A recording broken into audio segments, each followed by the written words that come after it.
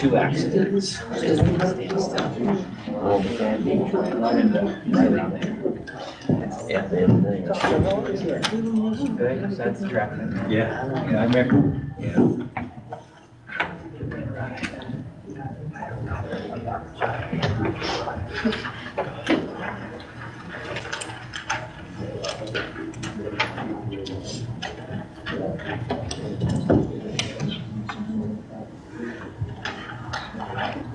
I just bring this meeting to order. Let's bow for invocation. Dear God, our Father in heaven, as we come before you tonight, thanksgiving and praise for all your blessings upon our town. We do thank you for the opportunity to have a meeting and conduct business for the town. We pray, God, that all business will be done according to your will. And everything will be said to be a blessing to you, and we'll work together as a team. In Jesus' name, amen. Amen. Roll call. Mayor Black, Here. Mayor Pro Tem Moore, President Commissioner Connor, Here. Commissioner Laws here, Commissioner Locklear, Here. and Commissioner Morton here. And entertain a motion to adopt the agenda. I'll make such a motion. Second. I've got a motion, second, all in favor? So carried.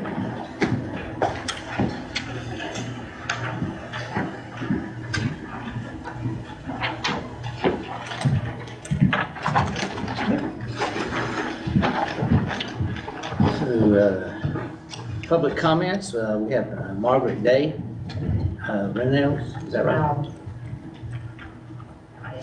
Want to be here or not? Ranlo, okay. You want to go ahead and stand at the podium? Okay, I am actually from New York. I've just moved on. I moved here 2 years ago because I was looking to buy a place. And my real estate agent found me a place on Whittle Drive. And I kind of drive around the area and found it, more like family oriented. And I felt very comfortable with what I was seeing.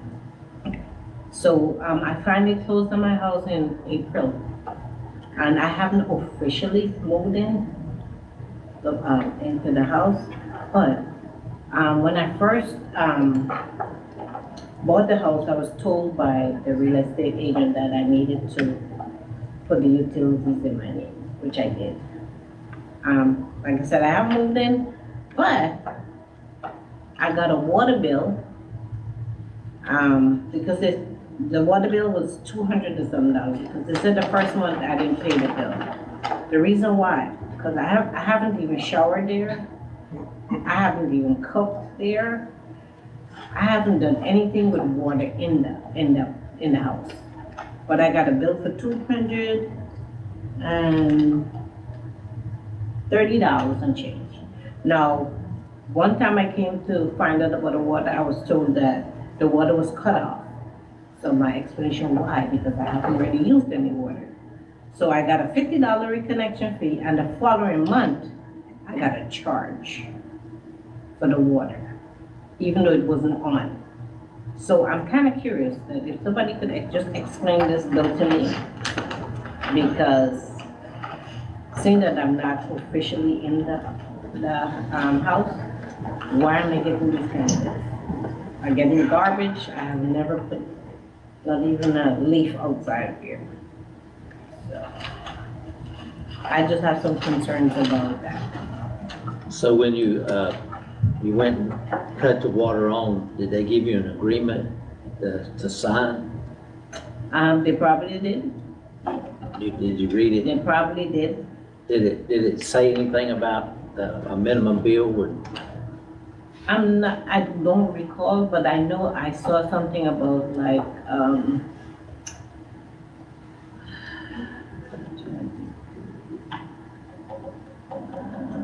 like a service charge or something, like $8 or something. So I had no problem with that. That I had no problem with. But I had problem is I'm getting charged, even though there's a minimum. I haven't used any water there. I haven't lived in it. The only reason why I did put on the utilities in my name because I was informed to do so, because, I had to have the electric and the gas on, so they told me that. It was new, this is all new to me. So I just need some explanations because I felt very comfortable at first, but now I'm a little leery. Like, the house doesn't feel the way it is because I'm seeing so many different things going on, like lights, sometimes there's no lights, it's power outage. So, Mr. Hanson, there's an agreement given to an individual when they turn the water on? Yeah, and I am familiar with your account, so thank you for bringing it to us. Hopefully we can get to somewhere where we have the full understanding. From what I remember, I think we've even sat down and talked about it too, Mr. Mayor, when I was made aware of it by the front office. And all I'll tell you is that our ladies up front are doing a fantastic job. All they can do is enforce whatever policies that we have, right? Like they don't pick and choose if this bill is this or this fee gets applied or it doesn't. We have just a policy that lays out exactly what charges are what. It's an availability and fee sheet is what we have, and we have it up front, we have it online. And when you open an account or when you open that service with us, part of that policy is that even if no gallons are used, that minimum bill still gets sent for like what is on every single bill. So like the minimum usage for what would be water, for sewer, for trash, and for the stormwater fee. So even if it wasn't any use when you opened it, the policy, at least as of right now, reads that a minimum bill is still sent, and that happens to everybody. And then I think, if I remember from looking at that at your account, that 200 number is essentially the cumulative total of the day since you opened it that it's gotten up to now. So that's what it is. Yeah, but how can you charge me if you cut the water off? Sure. How that minimum, can you charge me the following month when you cut the water off? So I wasn't even if I had the opportunity to use the water, I couldn't. But you're charging me for something I had no access to. Yeah. So could you just explain Yeah, to me? of course. Because And you're I'm- charging me for something Yeah. like I said, I'm from New York. We don't get charged for things that we don't use. Sure. And I know the town is different, Right. but I'm just saying that, you cut my water off. You charge me a reconnection fee, but you're charging me a fee for something I didn't use. Sure. So, Yeah, and I can absolutely see why the confusion is and why you're frustrated, and it may just be different than New York, right? So like throughout the calendar month, and this is just, again, it's not whatever Charlie or anybody on the board thinks, it's not subjective, it's just very much, this is how our policy has always been. By the 15th, is the 15th is the late day, there's a $5 late fee, and then by the 25th of every month, there's the disconnect, and then by the 26th, it's that $50 reconnection fee gets put onto the account for anybody who's not. I understand all of that. Yeah. But still Can wanna I know- say something? Yes, Time's passed, okay. Charlie. 3 minutes? Time's Okay. passed. The board has allowed one time a fee, like a given fee. And I think that this ought to be the time. Are you in the house now? No, I'm not officially in the house. So, So every month, you're averaging how much? As long The as the minimum- account's open, it'll be a the minimum minimum. charge every month. Right. as long as the account's Okay. open, right. But they're adding on all the disconnect, reconnects. Yes. Right, because the account's open and we wouldn't treat any account differently than any one or another one, right? So any account that's late after the 15th or still hadn't paid by the 25th gets all of the policies that, historically this board has put together, so. But there is, and I don't have the capability to do it, neither do the gals up front, but we have a couple different measures, like there's a payback plan where you can put it in installments. There's a one-time forgiveness that's for the life of your, essentially, account. And then the board, I think, at least written within our ordinances, with a majority vote, can waive a bill if the board sees fit. There's nothing I can do or the gals up front, but if the board says, we want to waive this one or we want to A forgive this, one-time that's a board forgiveness. decision. But as long as you keep not staying there and the water's still on, you're still gonna be charged. That's fine, but I was more concerned about me not having any water, if I decided that I wanted to stay, I had to pay that bill off before. But they're charging me for water that you cut out. So I just want to know how it makes sense. So if you get a do-over, Yeah. you're gonna get a bill, whether you're there or not, a minimum bill. You understand that? Yes, I understand that now. And, okay. And if you don't pay it, they will cut it off and you'll get a I reconnect. understand that now, but that wasn't my biggest problem. My biggest problem is that you're charging me for water you cut off. So, that was my I got a question. What is the amount for the minimum each month? 55 and change. Yeah, so we, whatever. your Is this bill for is. just water? That's for all of our services. So that's the minimum use for water, minimum use for sewer, the trash fee and the It's stormwater. $50 a month. 55 and change. And that covers everything. A minimum. And that's how many gallons up to? It's 0 to 3,000, I believe is the first category. And that's the majority of our users are within the 0 to 3,000 gallon rate. Even if they're not using any water at all. It's They 0 to still have to pay a 3,000. minimum. That's correct. Wow. And the one time you give us, that's the same way, Or the board could just do it every morning. I just want to say one quick thing, and then I'll get out you here, is that if I look around, I see a lot of senior people here. Is there anything that you guys have for seniors? Because I'm on Social Security. So the house that I'm paying for comes out of my Social Security. So all the other bills comes out of my Social Security. Some places they do have, like for seniors, I actually turned 72 on Tuesday. So, I'm just wondering because I know with every town there's always has something that they help out. In New York, we got the STAR program and they help with the seniors. We don't pay as much as, the regular, there's husband or wife in a home, it's me alone. I don't have a husband, look at me. So there might be, 2 incomes coming in, I'm just one. So I'm concerned about me mostly. So, and the other people, I wouldn't say mostly, I'm concerned about the seniors that live in there and probably just by themselves and, have to pay all these. I'm afraid we don't have that because I'm a senior too and I'd like to get that discount. Well, I hope we can fight for that together. Okay, That's a great suggestion. Thank you. Thank you for coming. so we got a motion to forgive. Is that right? Did you make a motion? I didn't make a motion. I just asked a question. I'd like to make a motion that we do the forgiveness for this young lady in her home. Let me For her say utility one bill. thing, if she's not living in it, I mean, how can we give forgiveness? I mean, Cause it's gonna She's keep still on getting- adding up, Robin. and then if we do one, it sets a precedence, we're gonna have to do everybody comes up here, And I'm not being mean or smart, but you'll have to give everybody the forgiveness, Well, it's in our ordinance that you get one forgiveness. You have to get up one forgiveness in your entire years of your life of your. Right, it's just Yeah, one time. But It's the just problem one time. is, my discussion would be, would you wanna use your forgiveness on a $250 bill, or if you had a major leak in your house and your bill was $600, or would you want forgiveness for that? Would you wanna save the forgiveness or something like that? I mean, No, I'd rather get it now, because I don't know, 6 months from now, I'll be alive. Does it just be? That's right. We don't know, I'm do just we? saying, I'd rather We do have not it know. now. I have no problem, I mean, Yeah, it's in our ordinance, I have no problem sticking by our ordinance saying, So we have a motion from Robin and we have a second. Anybody? We have a motion from Robin to forgive. We have a I second. All in favor? So carried. Thank you. All right, next, Mark McMillan.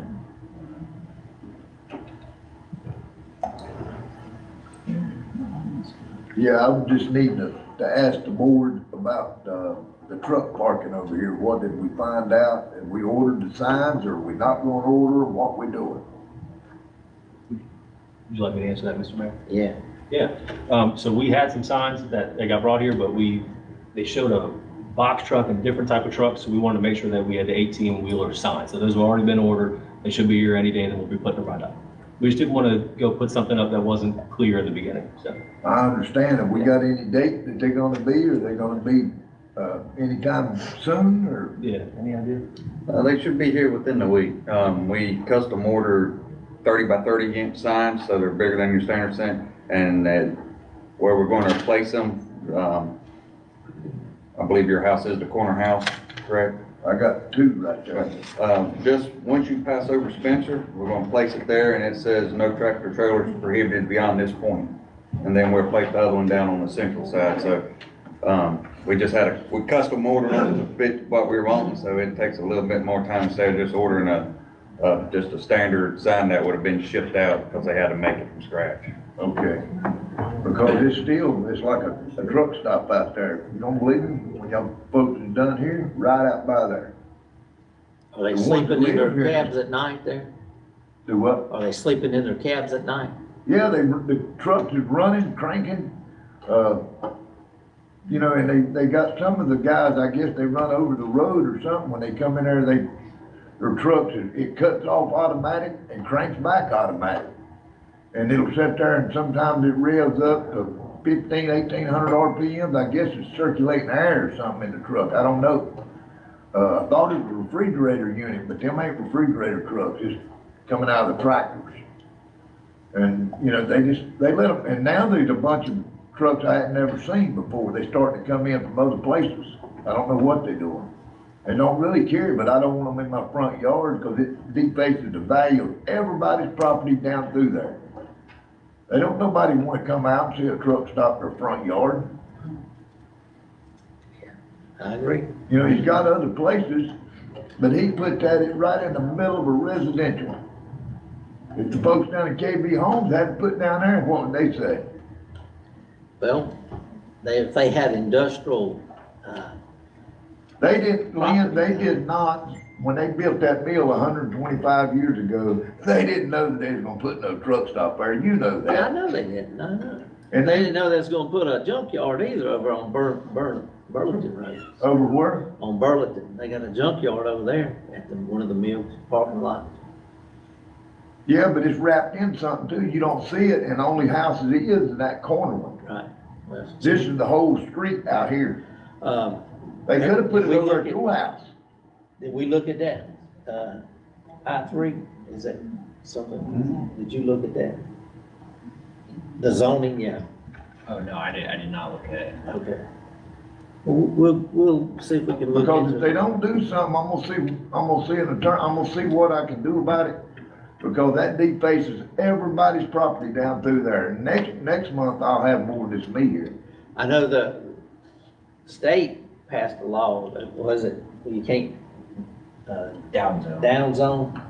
So, you can't down zone, so, you know, Well, they passed that law. he needs it down at someplace else that ain't in the middle of a community. I know, we looked at it one other time, at the I-3, I think that's what it was, and it was, we couldn't believe all the stuff that was actually they could put there.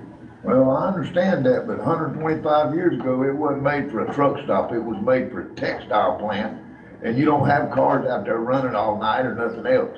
These trucks you do. Yeah.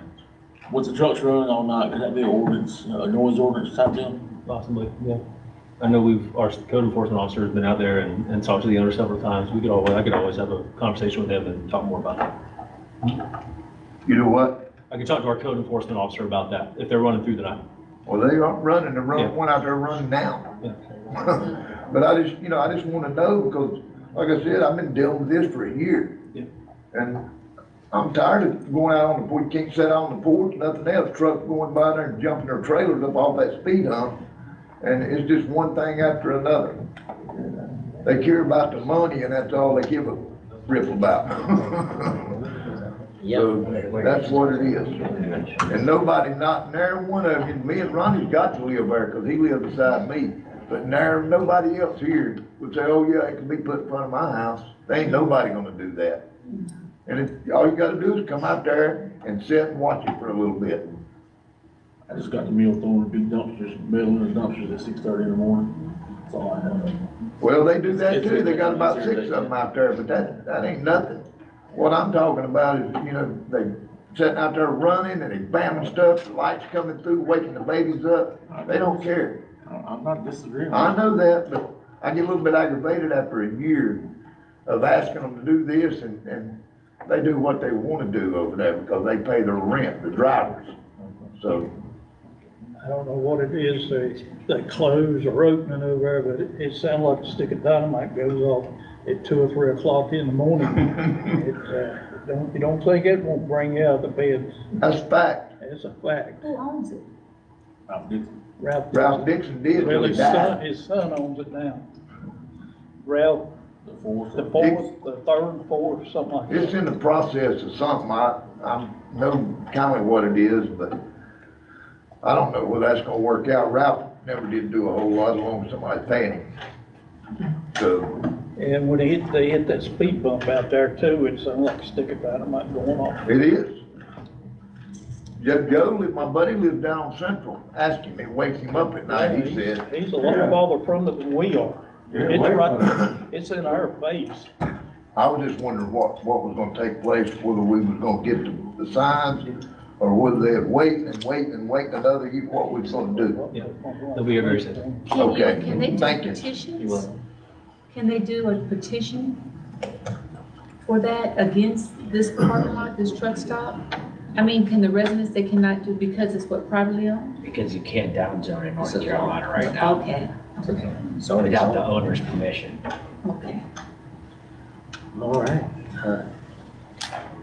All right, next item on the agenda, old business, adoption of the September 11th regular meeting minutes. I'll make a motion to adopt the minutes. I'll second it. All in favor? So carried. Next item is, public hearing. Entertain a motion to go into public hearing. Make such a motion. I'll second it. All right, all in favor? So carried.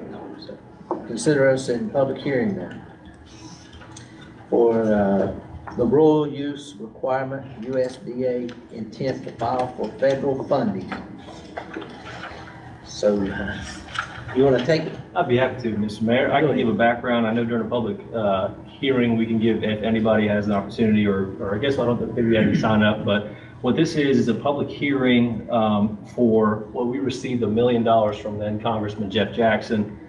This has to do with our secondary interconnect project up in the Monterey Park area. So if you remember, we were fortunate enough to receive $5 million in a direct appropriation from the State General Assembly, and we were also able to secure from the federal government an extra $1 million for that project. So that's going through the environmental permitting process now, and then we will go out to bid with it. One of the permitting requirements, because the federal money from the congressman is administered through the USDA, and a part of their checklist is there has to be a public hearing and a public notice to show that we have the intent to file for federal funding. Even though we are going to get the $1 million, this is one of the check boxes that we have to do. So here is, Mr. Mayor and Board, the public meeting and public hearing for that agenda item.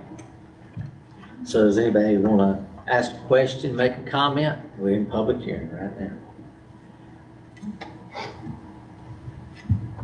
All right, entertain a motion to I'll make a close. motion to close public hearing. Second.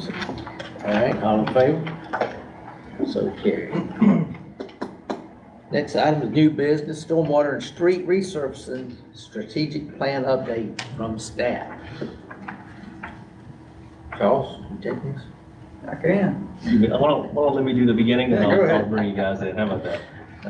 Awesome. So I'm really proud of this item. I think this is going to be really fun to chat about. So it parlays, if you will, it goes into item number 7 and item number 8, which is the repaving of priority area number 1 discussion. And just so you know too, while I'm chatting, what we have behind us here on the screen is a nice 10-minute clip of some of the work that Chris Wright, who's sitting right here with us, and Chad Phillips, our Assistant Public Works Director, have done that is something we've never done before here, which is very cool, which is very, very exciting. So to kind of give some background, you know that we are working on, and it was mentioned in the board prioritization budget process, that trying to go in and start repaving some of our streets is one of the things that the board identified as a priority.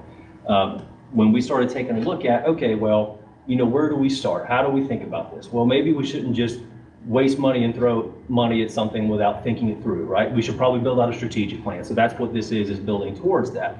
We also thought, hey, there's a couple other elements that are really important about this. Like, for example, if we have the $6 million project going on or a $2 million project going on in South Ranlo or in Monterey Park, we probably shouldn't go waste money and repave a street if it's just gonna get torn up in the next calendar year from a water line project anyway. So what our amazing folks in Public Works have done is put together, and I have a whole lot of information here for us to go through, and I'll try to make it quick, is the prioritization of to say, what's the smartest way to go through this based on all the sort of prerequisites that I mentioned. But then the new thing that the guys came up with, which it just blew me away, it's so great, is they had the thought of, well, we have stormwater infrastructure too, right? Like we charge stormwater fees on our bills.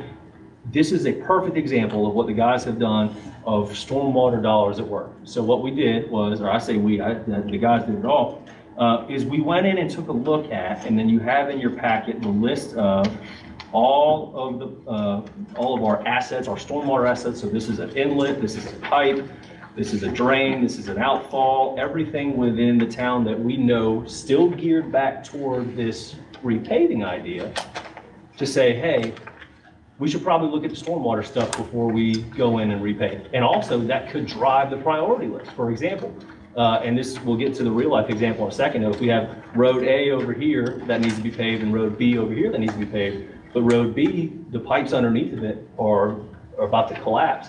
Well, that's going to take more money to do that, because when we open it up, you never know what you're going to find. But now we know what we're going to find, because our public works guys, who are amazing, they took our sewer camera, and that's what's playing here, and they went in and under the purview of our street priority list, went in and cameraed all of our stormwater lines in those areas. So this is a really huge step, like I said, that we've never done before. This was all Chris and CJ and Chad. And taking a step of, I feel like kind of our posture has always been more reactive than proactive. And this is the opposite, right? Like I talk with a very kind lady every month at the Chats with Charlie. I won't say her name just because it's a public meeting, but she always mentions, we're built with pride. It says it everywhere, we're built with pride. And this is a perfect example of, you know what, if we're gonna have something, we should take care of something, and we should not just throw money away or waste it. We should be smart, we should be strategic, and this is a prime example of just like really fantastic work by the public works guys that went in and cameraed these systems for these priority lines to make sure that when we go in and spend money, we're not gonna waste any more money later down the road. So this is exactly what you're seeing. So this is that camera system getting pulled through those lines. So, let me just make sure I touched on all those. So as you can see too, so you'll have that list of the roads, and then we'll get to item 8 here in just a second. But what was put together was that priority ranking to show, okay, we went through and looked at areas, took out the areas that are going to be worked on the water line, and came up with those basically 8 roads that we think are in the worst shape, right? And also it's important to say, when I say the worst shape, it's from a total standpoint, right? And this could be something that may be misconstrued or misunderstood, so I want to make sure I say it clearly. If there's a street that's got like a nasty pothole on it, that doesn't necessarily make it to the top of the list, because the condition of the rest of the roadway could be fantastic, right? Where on the contrary, if we have a road where we call it alligator cracking, so like you may see roads that have a million little cracks in them. The thing about that is that asphalt actually has a petroleum-based, like a polymer almost, that has a chemical, like essentially reaction, or more like a bind, that when that breaks, it starts to cause that cracking. And when you see that cracking, that's when we start getting really deteriorated roads and potholes very quickly. So a lot of that stuff was based on the full, complete score of that, right? So we took that list, and then you'll see too here, what these handwritten sheets are the public works guys who went through and graded every single one of these assets within these areas, right? So did all of essentially Bridge, Alpine, Wilmot, Essen, some of these areas, Central, Gray, Woodside, in the old Mill Village, some of these areas where we know the infrastructure is very old, to try to say, okay, now how does this drive the decisions we're making kind of going forward, right? So that's what you'll see there. That's the grading. As I mentioned, you'll have a map of all the pipes, and just really wanted to showcase how fantastic this work is by our folks. Not a lot of folks around us are doing stuff like this. So we know when we go in and spend money that we're not going to have to go and do it twice. Okay, I think that wraps it up for number 7, Mr. Mayor. If we want to jump to number 8, I can lead into. Okay, that sounds great. Now what do we do? Let's move to number 8, yeah. Yeah, perfect. All right, so what you'll see is the list. So we have 2 kind of major priority areas after looking throughout everything. Like I said, some of them are mentioned in Alpine and Wilmot, some are on Central, Gray and Dellinger and Woodside. When we went through and looked at the pipes, everything in the Alpine, Wilmot, Essen area is weirdly in fantastic shape. Like the stormwater drains are just about perfect. They are graded on the sheets there, most of them at least a 90%, and we will call it 100% perfect and a 0 terrible. And then we noticed that on the other end of it, so the Central, Gray, Woodside, kind of that area behind over here by Mill, those pipes are, the stormwater pipes are very bad shape. So we learned that in kind of this discovery process, if you will, right? And and we went up and down Ridge, over by Strawberry too, and a lot of those pipes are actually in very, very good condition. So that's gonna drive that element of, okay, it's almost like, you check the box before you go, like I go check to see if I have milk in the fridge before I go shopping, right? I don't need to go buy it if I already have it. We wanna make sure all these boxes are checked, perfect. If it meets all of our kind of internal requirements for the strategic plan, then we could say, okay, board, we've checked all of our boxes. Here's what we think that you can take a look at if we want to start repaving something. Does that kind of make sense? From like a holistic standpoint? Miss any major points, guys? So once again, amazing work by these guys. And what you have before you, if I can pull it up in your packet, is a consideration of starting the repaving process. So what I didn't want to do, and I've talked to the same lady that I've talked to at the Chats with Charlie all the time, what I don't want to accidentally, inadvertently have happen is we get locked into this almost analysis or paralysis by analysis where we're constantly talking about strategic plans and it's just like, all right, well, what are we doing, right? So we can kind of break it into still have this long-term vision and kind of the alleyway or the rails on the bowling alley, if you will, but also be knocking things out at the same time, right? So looking at that priority list, what you have is a letter from the Public Works Director that shows 3 potential options. According to North Carolina General Statute 13641.3, all of this would be an acceptable expenditure from the towel bill fund balance. So this would not come from anything in our general fund. And then what it is originally, or what you have before you, is a map. So the map is option 1, shows the green marks, which is all of Alpine toward that half dead end toward where the pavement changes. And then also please know that option 2 includes option 1, and then option 3 includes option 2 and 1. Does that kind of make sense?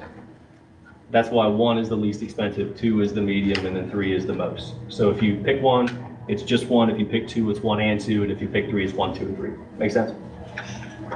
So I just wanted to put that before the board to see if there were any interest in going ahead and jumping in to go ahead and start doing some of this. Now you kind of have the way, at least I've tried to phrase it tonight, is now you have some of the background on the homework that we've done, knowing that we're being strategic and not trying to waste any money. So what it is before you tonight is some options to consider.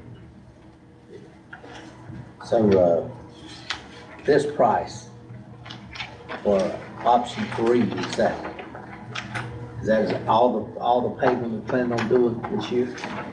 So that can be at the board's discretion. We can do these others also?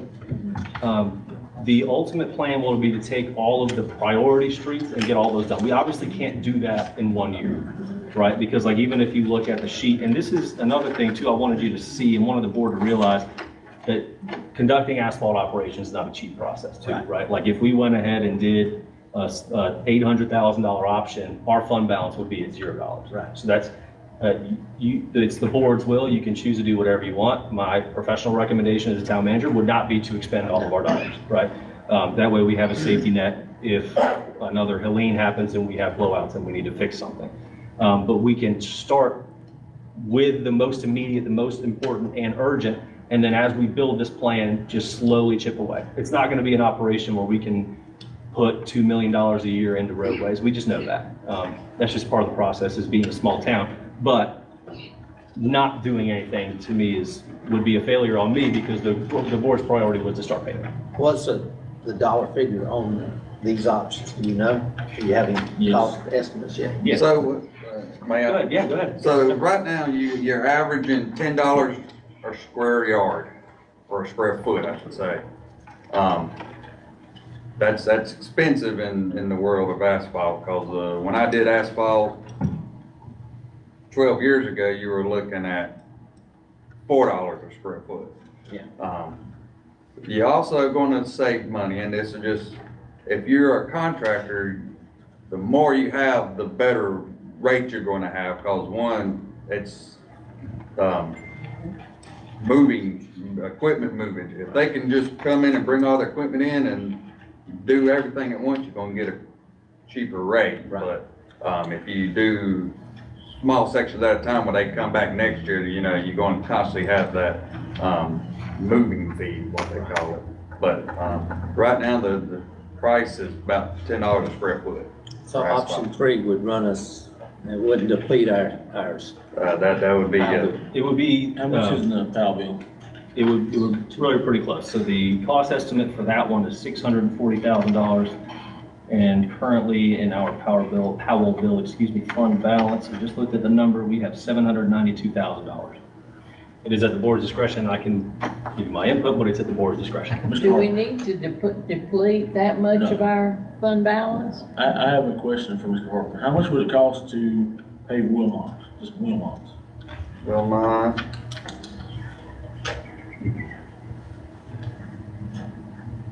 That's the heaviest traveled road. in that section that's- I can't remember the square footage, so I'm gonna shoot about probably just 250 by itself.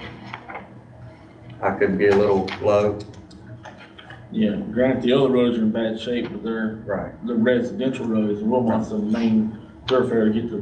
That is bridge, strawberry, correct, and all that but down through there for the backside. But Essen Lane is at the point now where the road is coming apart, where you're almost a subgrade. Wilmot is in bad shape, but it ain't to that point yet. That's you are correct. The thoroughfare realistically would take priority, but when you already got a road that's getting to the point you're gonna compromise your subgrade, that kind of takes priority. So if we take S and Wilmot, for them. We could probably figure that out if you want to. Are these gonna have to be grinded? Yeah, yes, they're that bad. That's figured into the price? Huh? That's figured into this Yes, price? sir. Who's this quote from? That's just that ain't from nobody, that's just, So Okay. I can answer that. So what we would do, and kind of would be the idea here, is to gauge the interest of the board, either to say, this is just my take, to instruct staff to say, okay, let's go ahead and move forward with this process or approve an appropriation for that. And then what we would do is take it over and go through the steps in our already approved procurement manual, right? So like, if it's X amount of dollars, got to go through a competitive bid process or whatever it needs to go through. This is just to gauge the board's appetite, if you will, on, hey, that sounds good. Let's start moving on, appropriating some funds to do this.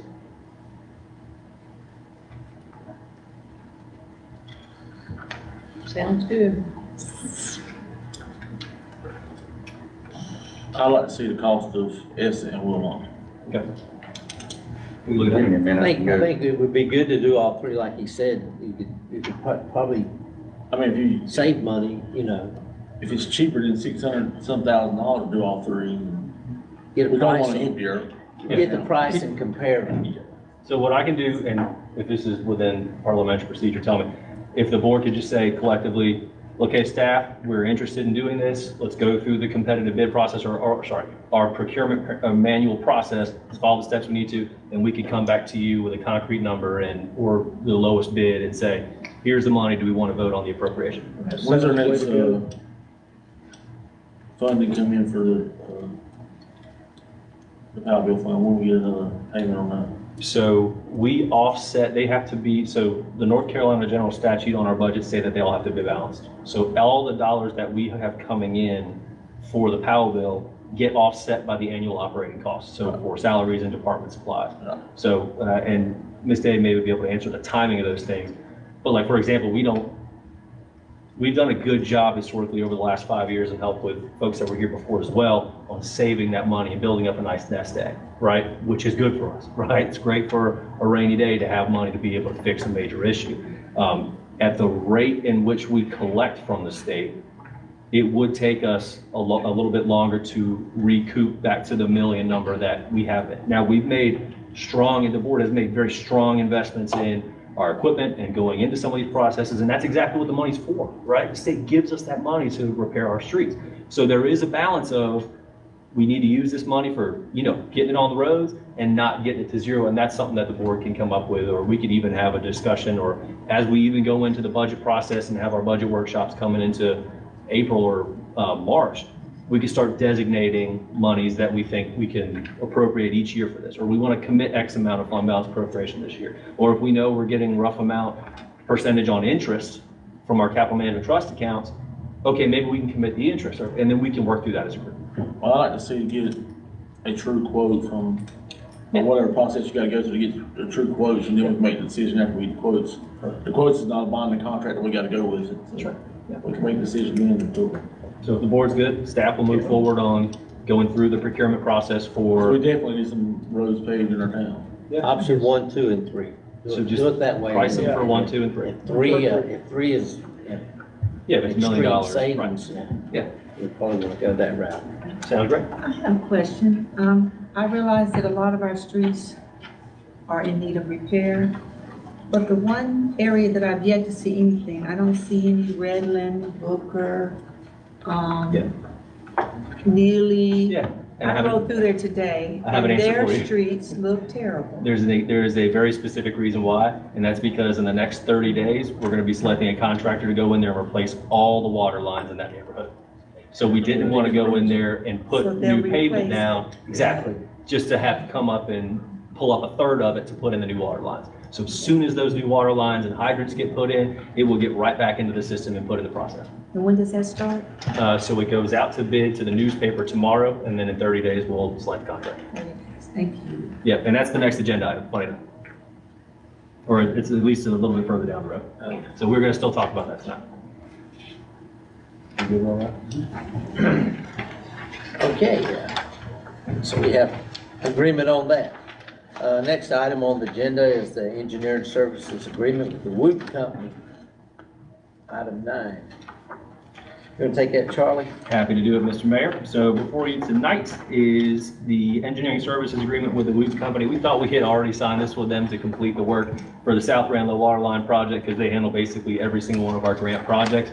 But we couldn't find one in the file, so here it is tonight before you to sign to enter into an engineering service agreement with the Wood Company, who has done all of the design and already everything for us. This is just a formality to continue to work with them. That way we can get this project started. So we'd be looking for if the board would consider a motion to approve and to enter in the contract. I'll make a motion, we approve entering the contract. I'll second it. All right, all in favor?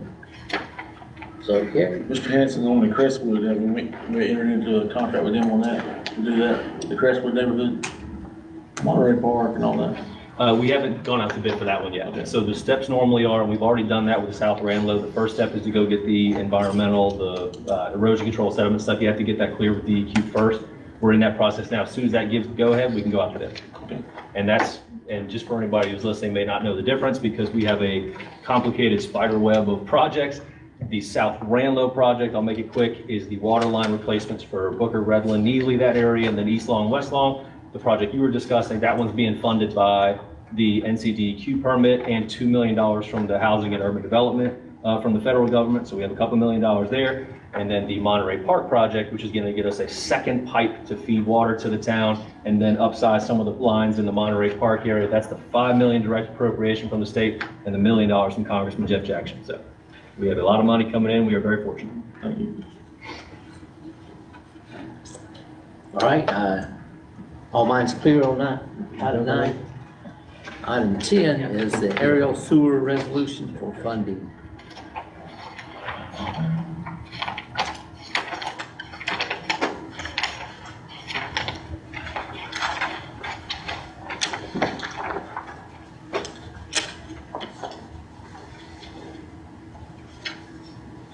So let me take that one too? Yes, go ahead. Perfect. Yeah, so before you tonight, again, this is just another sort of formality, if you will.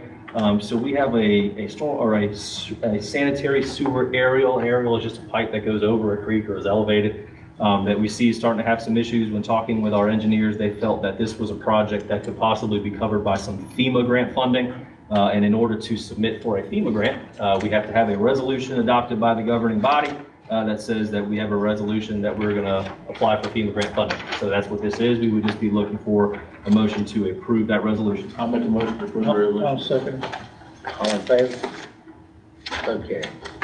Next item, South Ranlo water line project update.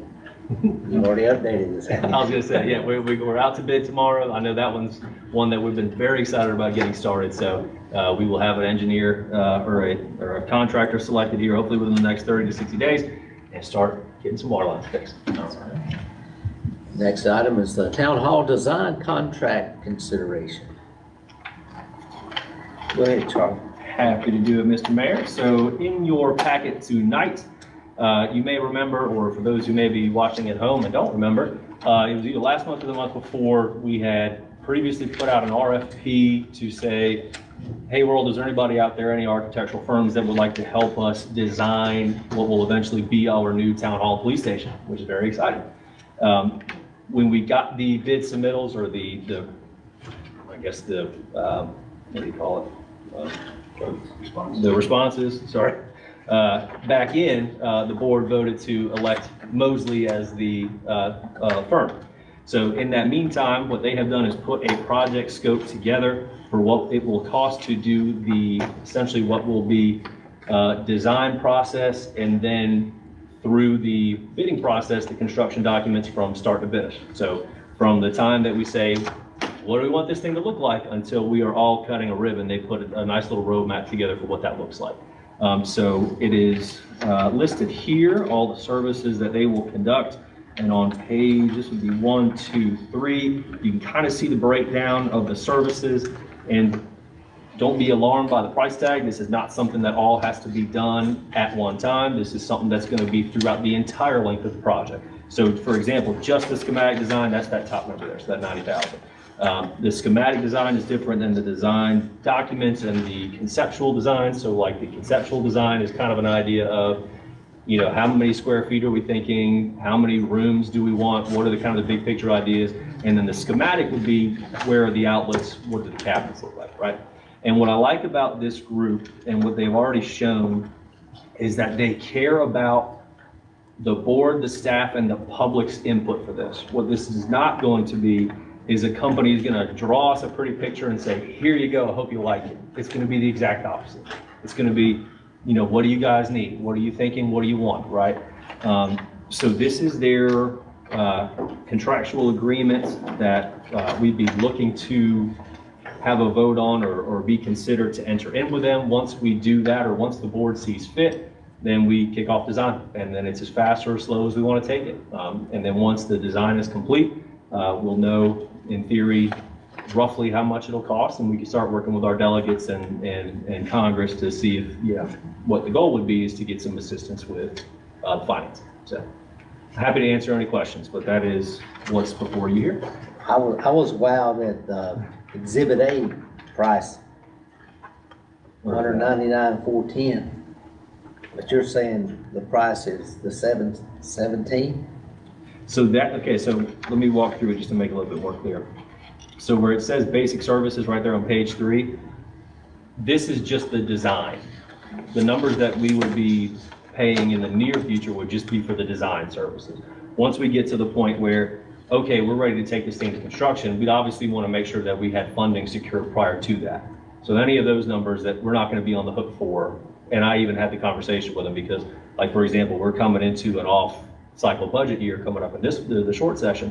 So, we're having that discussion around, kind of like we did with the creek study, right? Like here's the plans, we can use them whenever we feel like, right? So that's, the design numbers would be those first top numbers there to get us an idea, because what we found success in is, we don't want to go to our federal delegation or any of our state delegates and ask them to write a blank check for us. If we put some money in to say, hey, we care about this, we want to make sure this is a successful project. Also, here's how much it's going to cost, and our contractors already wrote the appropriations bill for you, it's much more likely to be a solid connection. So we would just be looking to enter into this contract with them. I'll make a motion, we enter in the contract. Got a I'll motion? second. We have a second. All in favor? So carried. All right. Just so the public knows, the pre-design service and stormwater design services, what we'll be paying, right? Yeah, and ultimately, if for, and all these things are negotiable post. This is just to enter into, right? So like if we get down to starting a project and we're just taking all the pipes out, we're just gonna sheet flow or whatever, we come up with some like schematic type things, there may even be a world where the stormwater part comes out of it. Or we go look through in there and say, you know what, maybe we don't need meetings Monday, Tuesday, Thursday, Friday, every week to talk about this, and then that takes The that. price lowers, just the basic, This is upfront cost, it just could a be. high level idea, Could be. So 100%. that total is $67,000. Yeah, That we'll be paying up front, so. Yeah. Possibly, or it could be less. so, Okay, next item on the agenda is the facility rental. Reoccurring rental discounted rate discussion. we did that. That's twice I missed that. You may take that, Mr. Mayor? I do. I'd be happy to. This will hopefully just take a second. I was asked by a resident to bring this up during the meeting, and just wanted to get the board's kind of appetite for it. So as you know, we rent our community building and our lodge. And I've had, it's actually not just been, it was brought to me to bring it here by one person, but I've had this question a number of times, where if the board would consider for recurring rentals, offering a reduced rate. And I will say, I didn't come to you with like a, here's option A, here's option B, here's option C, like I normally do, because I just wanted to gauge the interest of the board, where if somebody said, you know, hey, I want to do, you know, let's just call it, I have a weekly staff meeting I do with my staff, I work in Gastonia, and we want to come use the lodge every Tuesday, and we're going to meet every single Tuesday. Well, if you do that, then that's going to be, you know, for $400 non-resident and every single week, right? So I wanted to gauge the board's interest on if there's a recurring rental, would the board have any appetite for offering a reduced rate for recurring ones, right? And I wouldn't say recurring as in like 2 days in a row or, you know, 2 weeks in a row. To me, this will be like, and we could come up with the specifics, but like more than a month's worth of recurring instances. Because it would still, you know, generate revenue when the building would be sitting empty anyway. Well, it would be during the week, right? Yeah, oh yeah, and that's a good point. It would never be the weekend. The both buildings stay booked on the weekends, months ahead of time. What price do you have in mind? And that was the thing, I didn't come with an example because I half expected to say, what are the thoughts on this? No, we hate it, or oh, we love it. It can be a discounted rate for either one, right? So like the community building is currently at $65 for residents and $100 for non-residents, and then the lodge is $250 or $400, right? So if we wanted to make it, it's completely whatever the board would want to see fit. It could be half that, it could be $10, it could be 10% anything. discount, I'm sorry? 10% discount. Whatever the board sees fit. I just wanted to put it in front of you. Can there be several meetings in that one day, in that building? We have it from 11 to 11. Yeah, you have it from 11 to 11. when you So book it. can it be shortened during the week? Like, can you just reserve it for 3 hours or 4 hours opposed to those whole 12 hours? I suppose we could do anything really that we dreamed of. I do remember, I think right when I first started, the board had made a motion to get rid of half-day rentals and just go to full-day rentals, if I remember that right. What was your reasoning for that? Oh, that was when I just started. That was a board decision. I don't remember what the reasoning was. People are saying, we got it, you ain't out and all that. Okay. So it was the turnover. That's right. That's what it was. The turnover and our guys getting in there. Had an argument. We had a few incidents where two parties, one party overlapped into the other party, and first time was, okay, this, and then when it started becoming a frequent thing, that's when we brought it to y'all's attention. It's like, this ain't a good idea, because it's not fair to the second party person that Okay, if they lose their time with the lodge, because these people overstayed. okay, thank you. But this could also be like the repaving.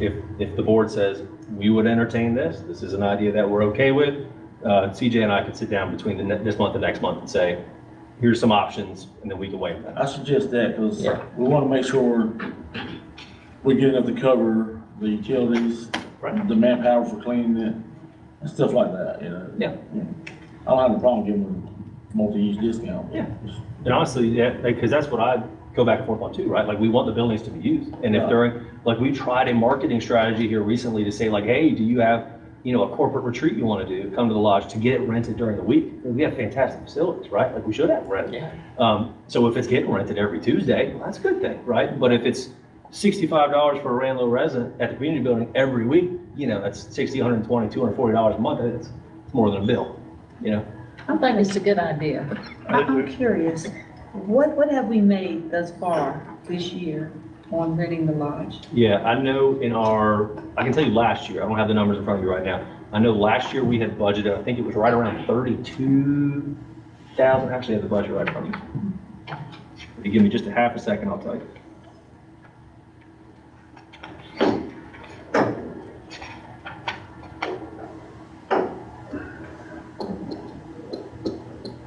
So we had budgeted that we were projecting to receive around $25,000 worth of revenue in all facility rentals.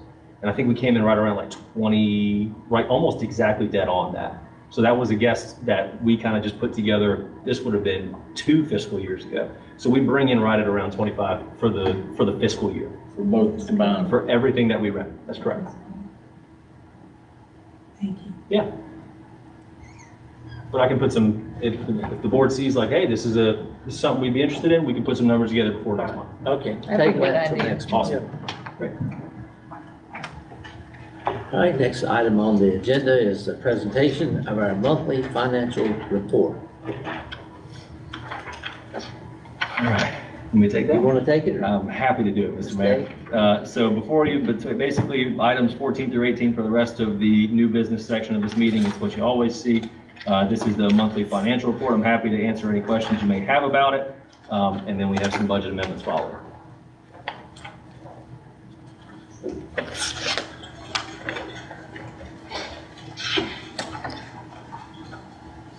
And a lot of the budget amendments that you will see tonight are going to fix some of those higher percentages that you see. So Okay. yeah, we are still trending in a fantastic direction.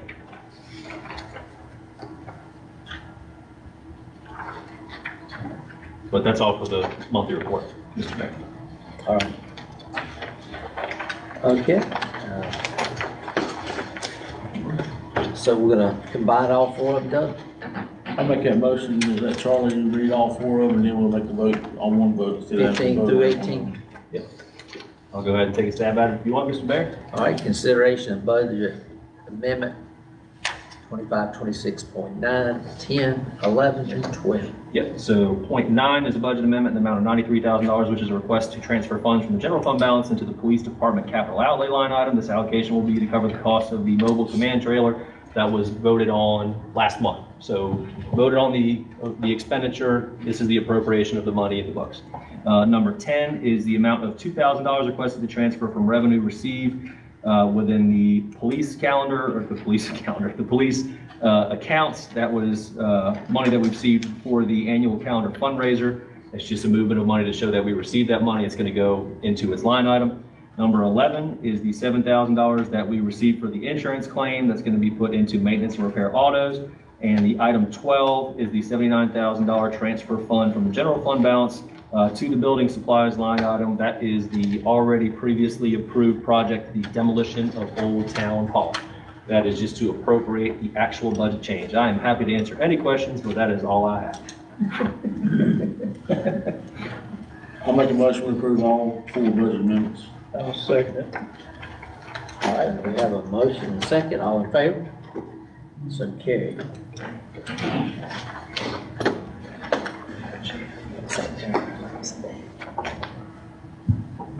Moving right along. Other business, town managers report. All righty, I will make it quick because I've been talking all night. We have our Faith in Blue Festival or weekend this weekend. I won't steal Chief's thunder. I'll let Chief talk about that when he comes up. But we are very excited about that. I think an events alert text went out earlier today, so if you're subscribed to the events.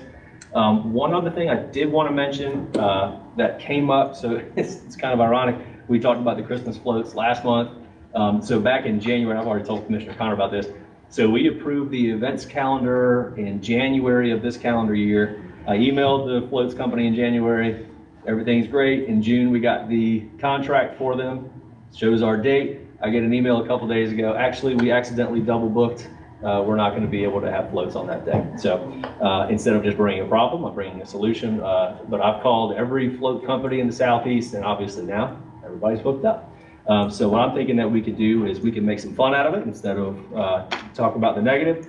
And we could even come up with a fun, design your own float and have a float contest and make this a thing. But I just wanted to let y'all know that our company who had said we were good even back in June and January has accidentally double booked, so we will not have the normal floats that we have this year. So Did they not give us any options of I- dates or anything? I asked, we could do the weekend after the 20th, but that was something that I know we decided as a group to keep it was too close last time. So. So can I show you where they double booked at?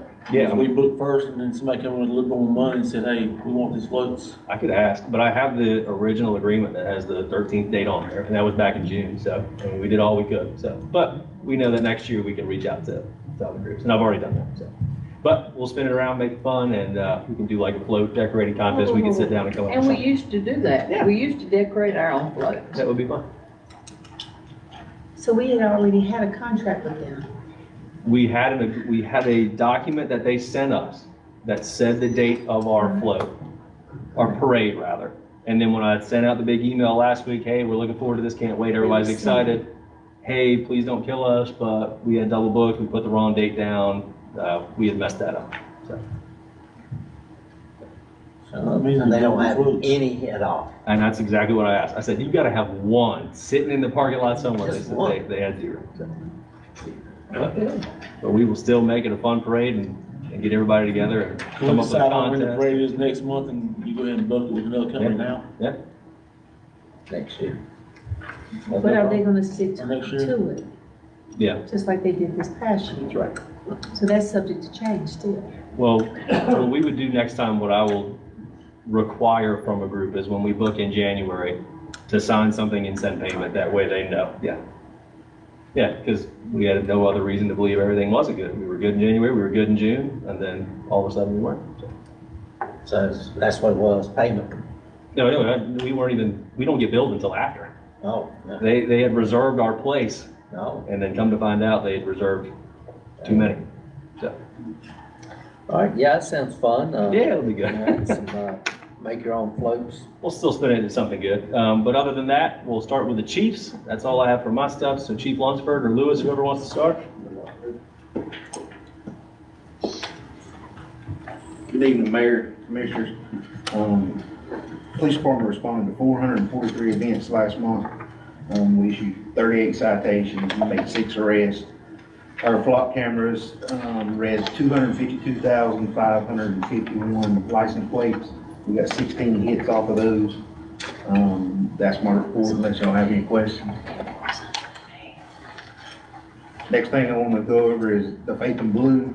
We'll kick off in the morning, 9 o'clock at Malo Church with a litter cleanup. And I expect to see all y'all there bright and early, so we'll provide the biscuits and gloves. But it's a whole weekend event, multiple events. It's posted on Facebook, our Facebook, town's Facebook, police department, faith leaders, and community. So if y'all will look into it and come out and spend some time. That's all I have. Great. It's going to be a fun weekend. Thank you, Chief. It's gonna be a busy weekend. That it is. So, That it is. see y'all first thing in the morning. Chief Lewis?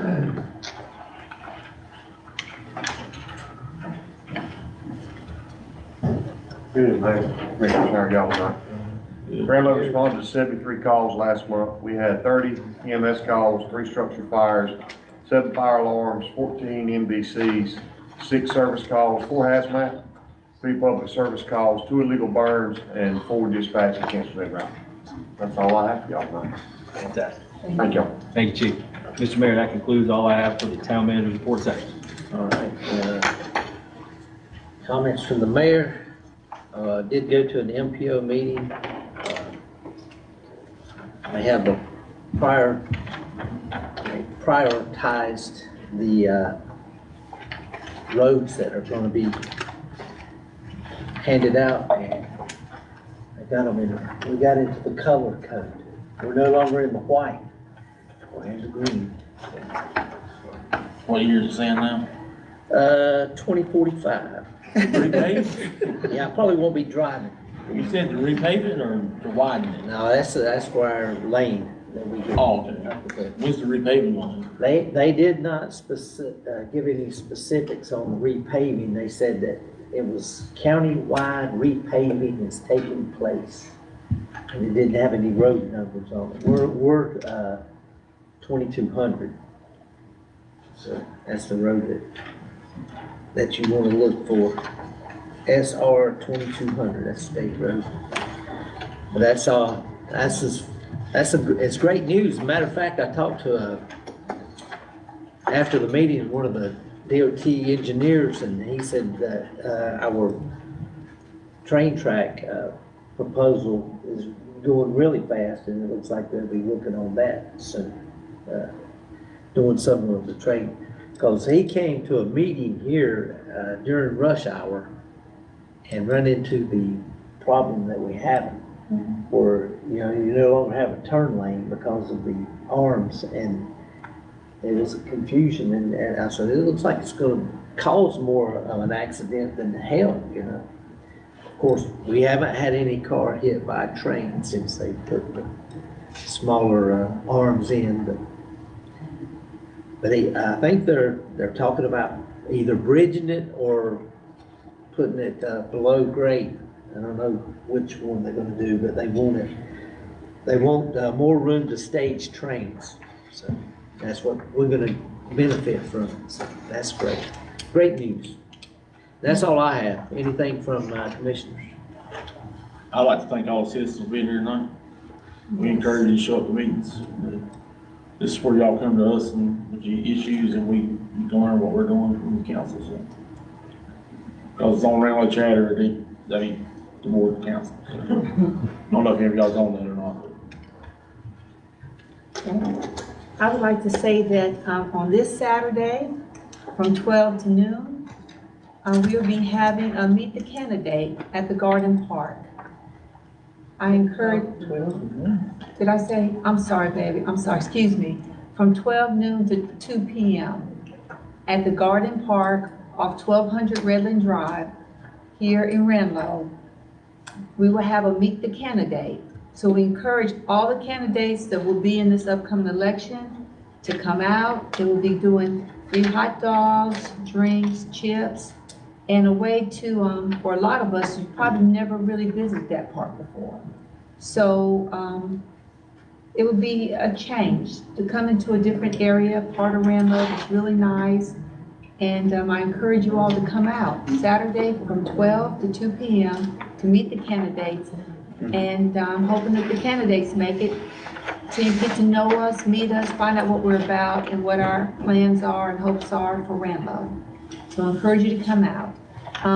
The other thing I'd like to mention is that in Spencer Heights neighborhood, the residents aren't happy with the speed bumps, okay?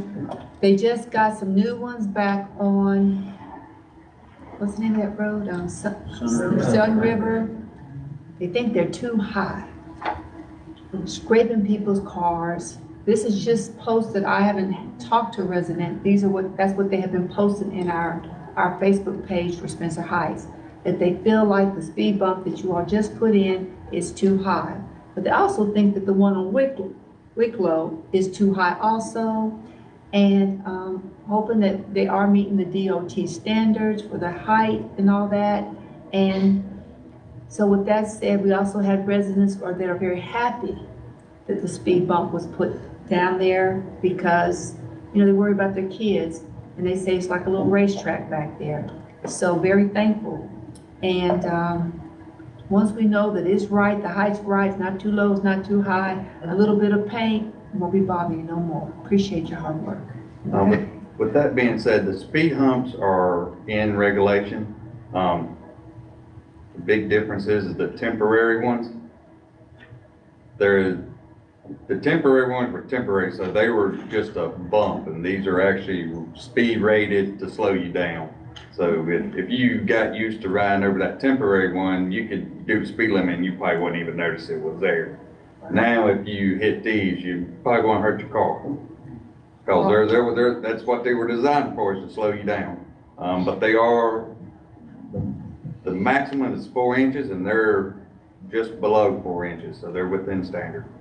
And we have the same issue with the ones on Ranlo Avenue. People didn't realize how aggressive they were going to be. but they are within standards. Okay, great. I just heard they're getting a lot of, belly rubs. You know what I'm saying? Yeah. Just scraping the cars a little bit, but they'll be okay. It's slowing them down, and that was the purpose. That was the purpose. So thank you very much. Thank you.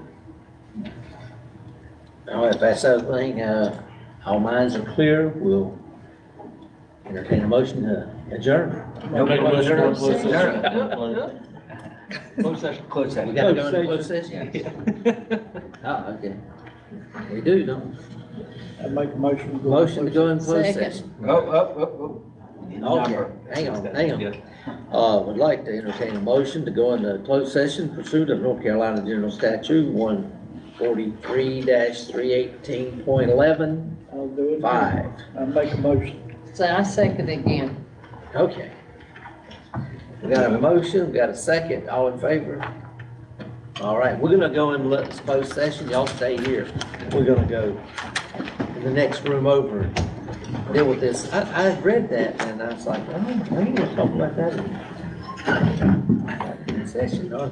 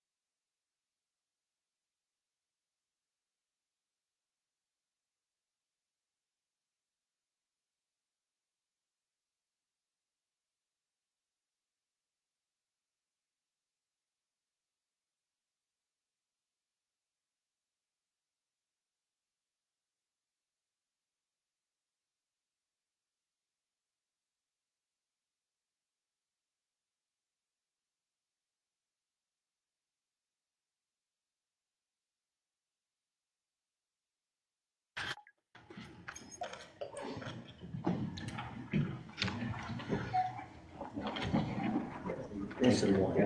I make a motion. I would entertain a motion to come out of closed session. I'll make such a motion. Or I'll second. All in favor? So carried. I have a question for the attorney. We have a motion for any discussion that we had. No, sir. No moves taken. I'll make a motion to adjourn. We got a motion to adjourn. I'll second it. Have a second. All in favor? So carried. Have a good evening. Thank you. Meeting is adjourned.